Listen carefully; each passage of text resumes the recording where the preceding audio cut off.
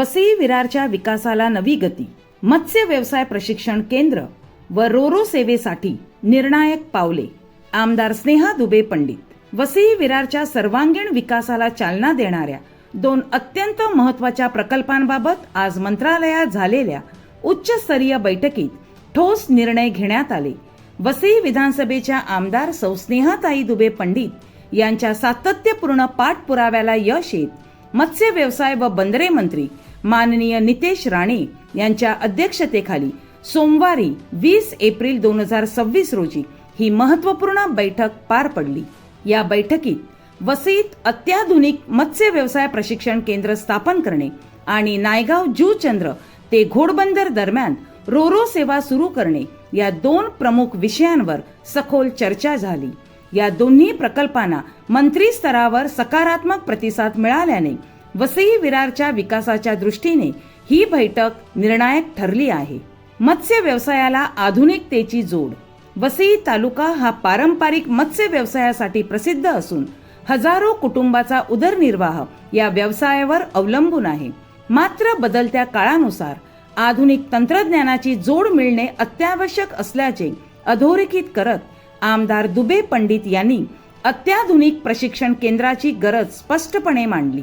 या प्रास्ताविक केंद्रामध्ये आधुनिक मत्स्यपालन तंत्रज्ञान, हॅचरी व्यवस्थापन, केज कल्चर, ऑर्नामेंटल फिशरी, मत्स्य प्रक्रिया व पॅकेजिंग, कोल्ड स्टोरेज व लॉजिस्टिक्स, रेडी टू ईट उत्पादन निर्मिती तसेच सागरी सुरक्षा व आपत्ती व्यवस्थापन यासारख्या विविध क्षेत्रांमध्ये प्रशिक्षण देण्यात येणार आहे.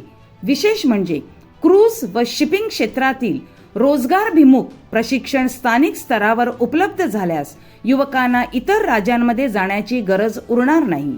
या प्रकल्पामुळे स्थानिक युवकांसाठी रोजगाराच्या नव्या संधी निर्माण होतील. तसेच महिला बचत गटांना प्रक्रिया उद्योगात सहभागी होण्याची संधी मिळून आर्थिक सक्षमीकरणाला मोठी चालना मिळेल असा विश्वास आमदार दुबे पंडित यांनी व्यक्त केला. रोरो सेवेमुळे वाहतूक कोंडीला दिलासा.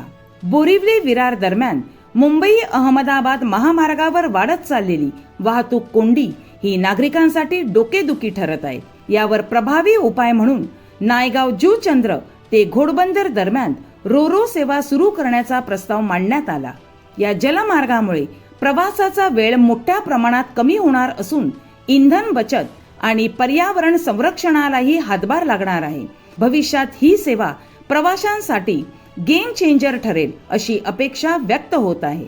मंत्री स्तरावर तातडीचे निर्देश. बैठकीत मत्स्य व्यवसाय प्रशिक्षण केंद्रासाठी तातडीने जागा निश्चित करण्याचे आदेश देण्यात आले. तसेच मुख्यमंत्री मत्स्य संपदा योजना अंतर्गत या प्रकल्पासाठी आवश्यक निधी उपलब्ध करून देण्यात येणार असल्याचे मंत्री नितेश राणे यांनी स्पष्ट केले.